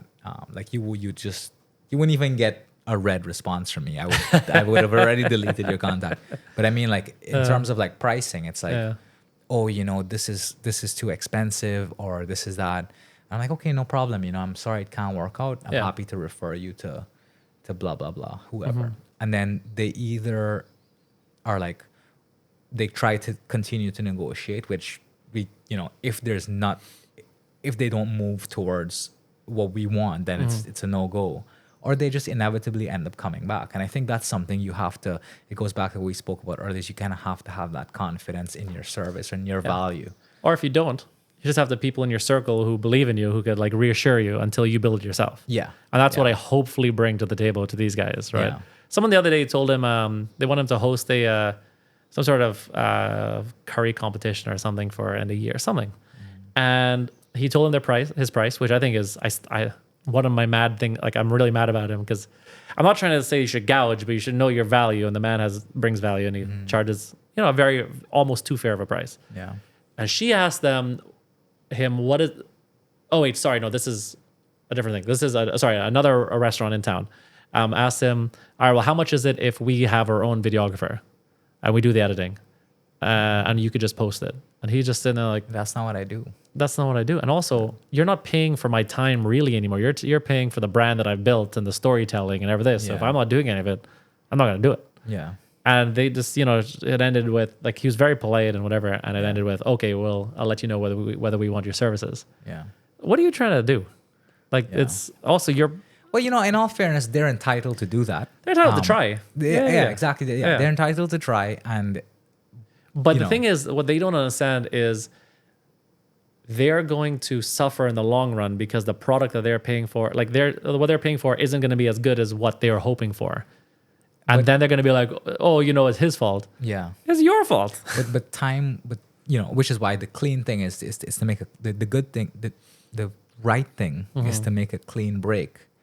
Don't be involved, and time will tell. Because when he moves on to do their competitor's video or whatever, they see that missed opportunity. And they'll lash it out of the water. Yeah. You know, so it's kind of, I think these things always come back, man. And I think, you know, despite us venting about it, which we have every right to because it's annoying, I think like... We're just gaffing. Yeah, no, we're just gaffing. But it's... it really, you're really seeing it come back because a lot of content creators are creating a lot of value, you know, like the space of advertising and marketing and information distribution is changed. Just nobody's wasting money really to put up an ad on channel 13 or channel 9. Do you mean the blue page? You know, like, no, but I mean like an actual like ad. You know, like but the way ads are done now is completely different. But the thing is, people are still trying to do them like they have historically. Yeah. Like, the thing is, we as humans have evolved to a point now where if we even suspect it's an ad, we ignore it. Yeah. If it just looks like, if it's like, oh, this is an ad, just go. Yeah. But that's why, like, with my kind of content, what I'm trying to show is it's definitely an ad. Yeah. But it's not an ad because what I'm doing is I'm taking, like, I'm making you buy into the story. Yeah. right? And I'm not trying to do this in any malicious way. I'm just trying to tell you the story, and if hopefully you buy into it. For sure. But I'm not going to tell you, hey, go buy this. Yeah. Like, I don't think at any point I actually ever said buy the box. I said, hey, we're making a box. Hey, this is how we do it. Hey, how blah blah blah. Yeah. At no point did I say, hey, go buy the box. Yeah. Or the other day I did a video where I explicitly said, do not go and buy the pineapple chips because we're selling out, running out. Yeah. Sold out again. It's just, it's new age marketing, new age media. You got to sit down and think about it, right? It's not Channel 13, the blue page anymore. Was that Channel 13 or Channel 2? You remember when they'd like I know. selling toilet? Two-ply? Yeah, 2-ply. Yeah, exactly. More of a 3-ply guy. Yeah, that's same. Is it funny that 2-ply was the... Oh, actually, before we finish out, there's a couple things we got to touch on. We got time, bro. Okay, good. Because we could keep going. Yeah. It's been a long year, Alex. Okay. Nostalgia and products. Something that was the big talk of the town, which I didn't have a chance to have until recently. Tasty snacks, you comment? Yes, and I have an opinion about this. I had okay, nostalgia is a tricky thing. It's a super valuable thing. But where Tasty Snack went wrong... Nostalgia is probably one of the biggest markets in Guyana. Yeah. No, because we have so much nostalgia and no one's done anything with it. So you could do cool stuff. Yeah. The problem with just selling and marketing nostalgia is... So I had my Tasty Snack. They only had cheese and onion, right? So they've already failed by only having... Like, they had no other stock of any other flavor. So I don't know what's going on there, but fine. Least favorite flavor, but I had it. I'm in the car. It's a smaller pack than before. Again, that's fine. Eating it. I saw a lot of comments that the flavor wasn't there, the texture wasn't there. It's terrible. It's nothing like the old one. You know what though? I'm not sure. I'm not sure it's that different. Maybe I'm wrong, and again, I might be wrong here. I was eating it, and it felt and tasted, at least to me, right, 15 years ago, 18 years ago. But the problem with nostalgia is, and again, maybe they did water it down, and it's not quite right. The problem, and I talked about this in a video, was you can't just rely on nostalgia. Look at like the Ford Bronco when they brought that back, right? If they had brought out the 1978 car in today, our standards have gone so far up that if you'd brought out that tin can death trap, right, you'd have been ridiculed to no end because it's not like the products that we have now. Sure, it's a product that we had back then, but it's not now.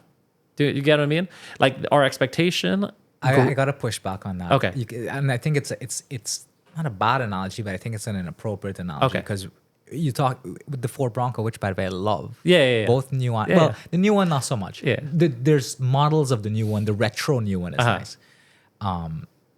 It's a lovely car, but I think with the Tasty Snacks, with cars you have to have safety standards, like you mentioned, right? So no, you're right. It is inappropriate. So obviously right. you can't.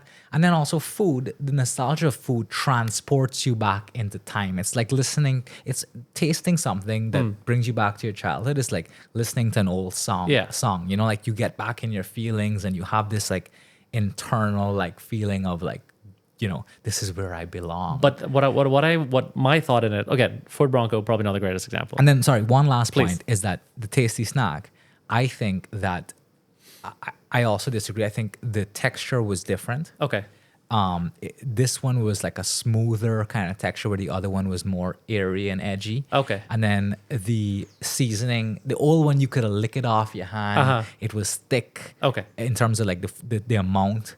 There was so much more to enjoy, and this has nothing to do with the branding. It was just the product. Yeah. Like the flavor left on your fingers. You're licking your fingers after. It's such a good snack. This one didn't have any of that. It just felt like a mild, lazy attempt, a mild watered down version of what this was. Yeah. And I don't think like you can. I actually think like by all means innovate the packaging and the marketing. Yeah. I hear you. But what I mean though is the old stuff. what the product was different. What they should have done, and then, I agree with you. You're probably right. What they should have done is, instead of just trying to bring it out to be faithful to what they think it was, it should have been turned up a notch. So they should have been more flavoring.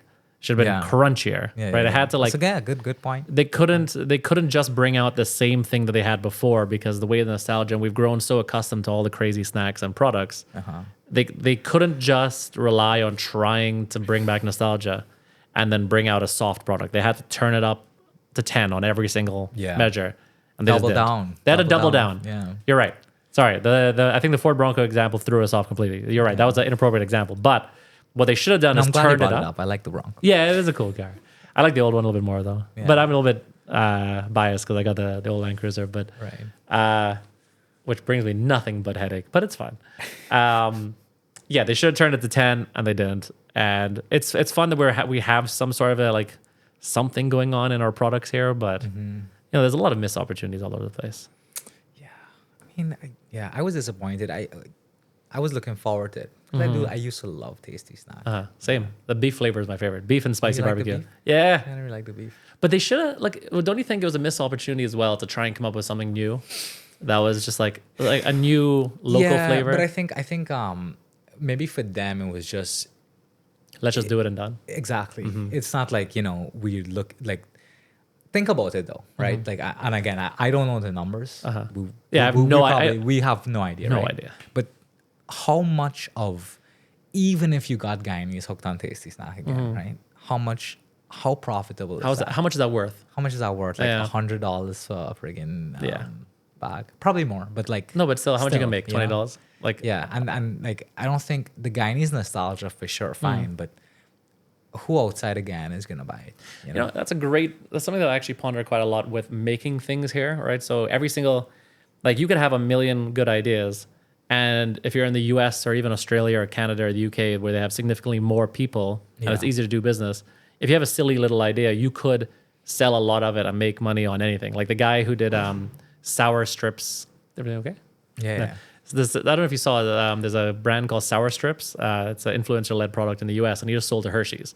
Okay, nice. But Guyana, the market is so small that you really got to actually think about like, okay, what's my real impact here? But which is why people don't understand the value of value added. Yeah. Because if you don't have value added, you don't make sense. Exactly. What you're doing is great. Your product could be amazing.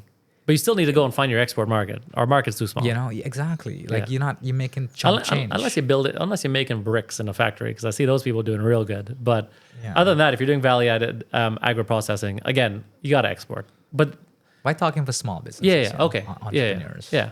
But there is, I'm surprised it hasn't like. We've talked about this, I think, last year with growing economies, little luxuries, and I haven't seen a lot of it come up in the last year quite so often, but like so much. But there's one guy doing chocolates, but I'm surprised I haven't seen more value add kind of like high margin products like a high quality gelato or ice cream shop, or what do you call it, a truffle, like a chocolate truffles kind of thing, where again you could charge a lot more because the perceived value is higher. Again, okay, so I have a comment on that as well. 100%. But then the market as well for the value added You're right. fancy That's- products is yeah. not there. And by the way, I myself love going to Demico ice cream to buy my little soft serve cone, which costs $200. They still do that? Oh yeah, it's nice. amazing. Okay. But that's what the masses are going to buy, Okay. right? Yeah, Like yeah, it's yeah. like it's affordable and it's what we know. It's kind of like it's what's been our culture up until now. And the population, as you know, doesn't have the disposable income yet to push towards higher things. Many people just unfortunately don't have the exposure. Yeah. Whereas like they've been maybe brainwashed like me and you to this go fancy, work. Yeah, this yeah. fancy this fancy product is obviously way more worth my time, Yeah. money. Like I'm not saying it's a bad or No, good but thing, at I'm the end of just the day, saying, they're going to look at also the $200 cone and be like, 100%, I can go that. which I do all the Yeah, all the I time. can't argue with that. You're right. You're You're like right. so it's kind of like we just aren't there yet. Yeah. And I think like I'm not making excuses. I'm just saying there's like we're kind of in this weird space where we have to like maneuver some. We're still trying out the market. Yeah. And obviously I'm for the value added. I think more should.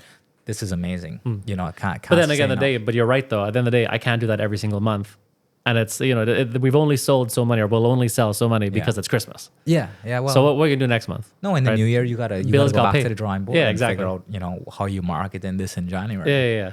Like why do people need a reason to? Well, people need to start drinking in January because they gotta go back to work. So buy the Caribbean cocktail back to work edition. Yeah, well, exactly. Or we might do a gin and tonic edition or something. I don't know if we're gonna do boxes regularly. The box is just a fun thing to. It's been very good for marketing. Yeah. Because the boxes will get itself into people's hands that would never normally know. You gotta who get we are. this in like duty free or something. Well, yeah, we like there are good. Actually, that's a very good idea. Yeah. We do need things like that in duty free. Yeah. Well, actually, I won't talk about that. Yeah. Talk about it after. Yeah. No, I think we've talked about it before. Yeah. It's some policy work that. Anyway, it's fine. Yeah. Yeah, very annoying. Careful on that. Yep. We cut that bit. You're gonna get a phone call at 5:30 tomorrow morning. Oh, we need you down at State House. No, I didn't talking know too that. much shit. Yep. No, I already got that phone call a couple of times. Not the State House though. Cut that bit as well. You show up at the gate with your Caribbean coffee box. That'd be hilarious. Yeah. Anyway, it's an exciting time to be around. It's difficult. The year has been challenging. Hopefully I have better stories for next year. You know what, actually, just to touch on, it's not all sunshine and rainbows, and I tried to touch on that, but Oh yeah, tell us. That's important. this year has been so challenging and I'm a little bit embarrassed by it sometimes. Like I don't actually like telling my friends what I'm doing anymore, especially my friends in Barbados, because I see them so like irregularly that I feel like every single time I chat to them, I'm telling them a whole new thing that I'm doing. You feel like you're selling them on something all the time? Well, it feels like I'm full of shit, right? But it's really not. It's what it is. And again, it's just a little bit of a self-conscious thing. It's to say that I have nothing would be an insult to the people who really have nothing. But in my war chest, I don't really have a lot of or didn't have a lot of cash at the beginning of the year. And actually, this will be a really good way to end this thing. But so it's been heavily reliant on projects and trying to like exchange ideas and work for value, like try and work with people who have the stuff, right, who don't have the time or the ideas. So I think just a good example at the beginning of this year, we're building a distillery, and then my money never came through, and that kind of fizzled out. And then the next month it was like, all right, well, I've met this other person, we're going to work on this, and I have no other choice but to go in 110%, because I'm in a, this year has been, if I had to summarize this year, I've had to make decisions I wouldn't normally make, right? I've had to form allies and form, what do you call it? Allies, form treaties with, work with people I wouldn't normally work with or whatever. But it's, so every single month, I come to you with like, all right, I'm doing this now. And or we're doing this, or we're doing this. It's because I have to go 110% in with the hope that it works out, because I'm still waiting on this to work out. I'm still waiting on that to work out. This year has been waiting on this. I'm waiting on that. So when one thing fizzles away, it's like, well, shoot, there goes a month and a half of work, but I had to do it just in case it worked out. Oh yeah, you got to know Just in if case. it can work or not. You don't just know that by thinking about it. Oh, exactly. Yeah. So like I'll call the people, right? Yeah. I'll have the meetings. We'll do all the plans. Like there are certain projects that went like very close, like very, very close. And then they just don't. Things happen, whatever. Like, no, I'm not saying anything bad about the people, but it just things happen, right? And I'm very conscious of the fact that I feel like sometimes I could come off like I'm full of shit, because it's like, this month I'm doing this. This month I read about 6 books about distilling, so we're gonna do this. Or this month I did, or like the coffee project has been something that I covered a lot in a lot of my content, but that has been endlessly delayed by where we want to put it. And that's a whole other thing that you'll see. The story will be told, as it all rolls out. But because in the middle of the year, I was really I bought the old Oasis coffee cart, and we're redoing that. But I put a pause on that because I don't want to spend the money on it, because everything's been planned out, right? I've had my electricians go through. Everything's good. I just don't want to pull the trigger because I don't want to spend the money, because I'm not sure it's going to happen because it's delayed by another group of people. Yeah. So, all right, that one's on the back burner. All right, well, this month I'm now an expert in this because I've read every book, and this is an opportunity, so I'm going to go after that, right? Yep. And 99% of them won't happen, but you just got to keep showing up. For sure. And it's uncomfortable. It's incredibly uncomfortable. Yeah. Bro, every time I go to Barbados, one of my very good friends, name is Jasper Seymour, right? He's an older gentleman. He looks at me like a son sometimes. I can see the twinkle in his eye, and he runs a distribution company. And he'd be like, yeah, so how is this going? And I'm like, what? Yeah. He's like, how is this going? You telling me about this and this? I'm like, oh, shoot, Jasper, you're like 3 seasons behind. Yeah. That was last season's story. Yeah. But, we all laugh it off. But I imagine like... I with regards to those things, though, and I hear where you're coming from, I tend to not... and obviously you're different because you're carrying everyone on this journey with you, which is very applaudable and amazing. But I've actually had similar experiences this year myself, like with different business endeavors. With people much older than myself exploring business ideas, and I've spent like 3 months on pushing hard. I've done a lot of groundwork, got myself into crazy situations of market research and stuff, and then it simply just didn't work out because of, not necessarily because of the feasibility of it, but just there was a partnership breakdown or something like that. Yeah. And you know, so like anything could happen, you know, and like you can find yourself in situations where, you know, something as silly as like communication or a difference of ideas with that, you know, but it's a lesson learned, you know, and So it's it go. like just how it goes. And you kind of, these are all things that you just have to take with a, you know, with a little bit of perspective when you're pursuing whatever venture. And then, but in all fairness, that experience led me on to something else, which, you know, is still in the works and hopefully will work out. And I think you just got to keep going, keep turning over. I just find it personally easier for my mental to just keep it to myself until it happens. But unfortunately, I don't get, you know, it's kind of hypocritical of me to say, because I learn so much more from people like you who share those experiences. But also, just if I had any sort of like tip, or not a tip, I'm not trying to give anyone advice, but as a personal example, being so open and so sharing with a lot of my thoughts and ideas and experiences and trials and tribulations and all that has opened more opportunities than I'll ever know. Again, like when the managing director, when the banks reach out, we're friends now, we're going to go for drinks next week. There's so many little things that have opened themselves up to me. So many opportunities. There's a guy who I won't call names. He's a very private guy. Back in around the same time as the police crest video had come out, right? I had a lot of people inboxing me and whatever, and I still like, it's chaos in there. But one guy reached out and he's like, "So how do you think this? How are you gonna fix it?" And I'm just being polite. I just say mild acid wash, blah blah blah blah. And he replies a couple of times, and you know, I opened up his photo, and because I don't take anybody seriously. Then he was in Guyana. He said he's gonna come back down, and we met up for coffee and stuff. And then a bit of a bromance kicked off. You know, we're very good friends now. But he was like, thank God, like I got stuck in a position in early September where like financial, like just I got stuck, like my gears got jammed, whatever it was. And if he wasn't in my world and hadn't, like, we had partnered up on another project, and we do a lot of things now. He's introduced me to people that are like, my entire world has changed. You know, like how they say networking is this crazy thing that you can make money just from knowing people. Yeah. I've never believed it until I met this dude. And the opportunities that have come about because of being so open and so vulnerable and so authentic online. You're just kind of marketing yourself, I suppose. Yeah. But that is open. Like, again, endless relationships have come from it, but that is probably the most meaningful one. And I would not be sitting here right now.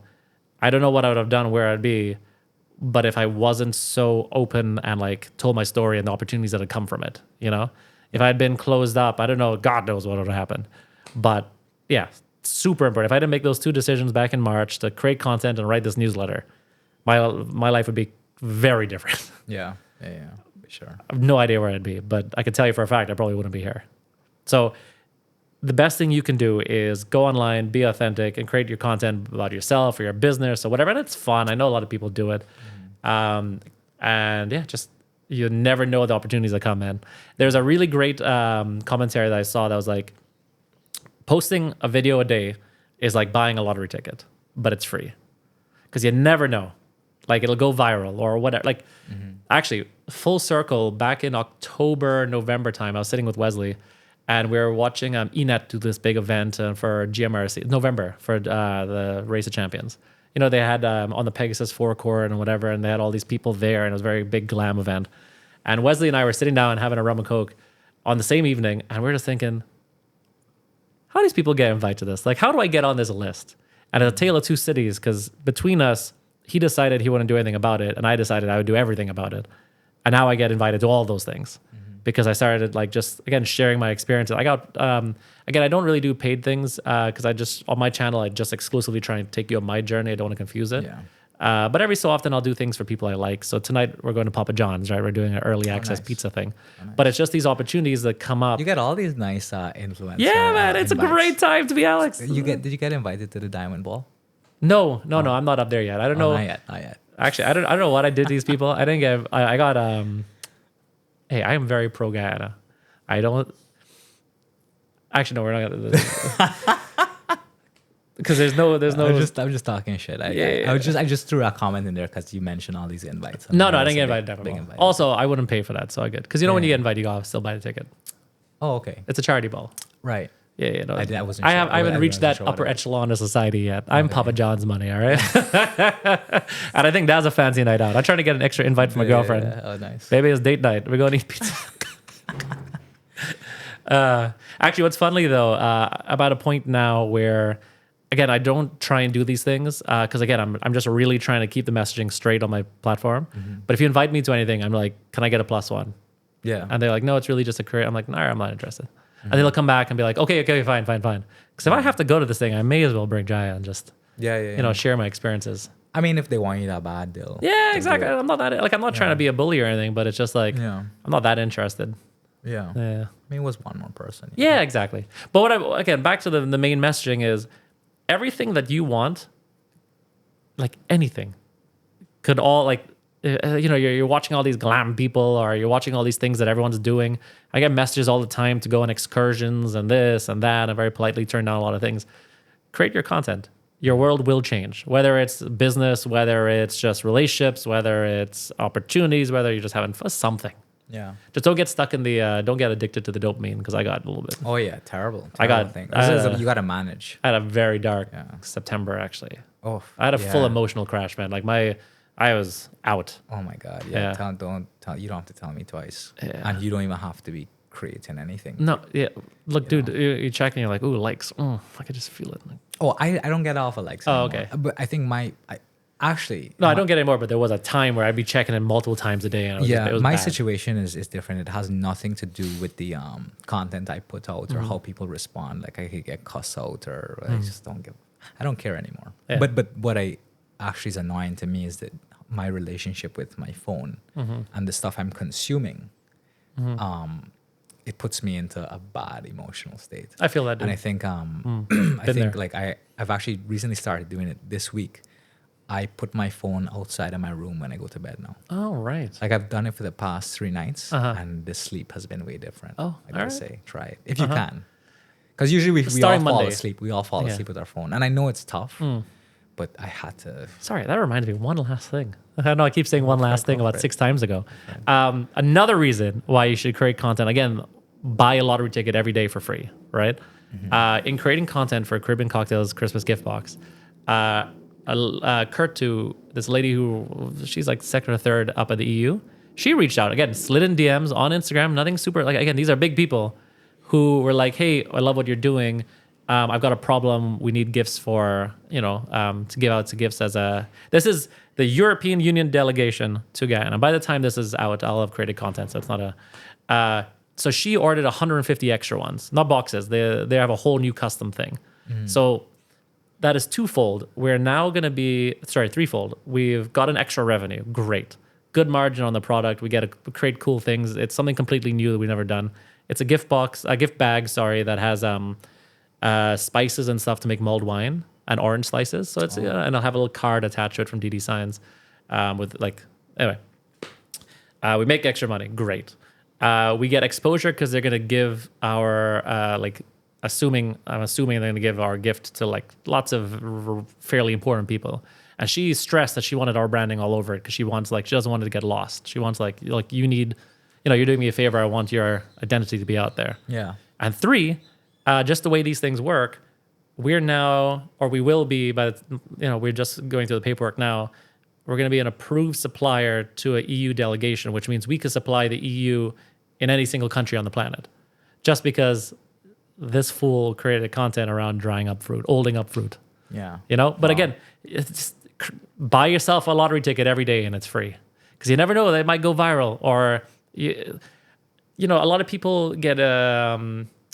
My metric for success right now is a lot of people are obsessed with 1 million views or 100,000 views. if my video gets 1,000 views, I'm very happy, and that's all I'm going for, because those are 1,000 really, really. I think most of them get more, but 1,000 really, really interactive. What do you call it? Engaging people, and you never know what happens after that. Yeah. You know, there are big people. I'll go out and like, and they're like, "Oh yeah, I watch your stuff. It's great. Nice. You run a $100 million company, sir. What are you doing on TikTok?" Yeah. You never know. Yep. Just get yourself out there. On that note, my friend, what a pleasure. What a gaff. What a pleasure. Always appreciate you coming. I hope we can do this. This is obviously not the last time. No. Actually, I want to have you on for an uncensored. What is uncensored? It's where we really turn up the shit talking. Okay. Yeah. Ooh. And then, there's drinking involved. I'll bring some alcohol that I'm working on. Oh, fantastic. Good. Awesome. Well, it was nice seeing you, Alex, and all the best in the future. Thank you for everything you do. And for those of you who haven't gotten a chance yet, please sign up for the... Sign up for the mailing list. So at least, I think it's definitely going to be too late by the time this comes out for this one. Yeah. But for the next one, We we're got working products coming out. We got a very cool thing coming. It's a collaboration with a iconic Guyanese brand for Valentine's Day. Awesome. So this is completely not dried fruit. Okay. Yeah. Awesome. Stay tuned. It's really silly. It's going to be great. All right. Take care, dude. All right.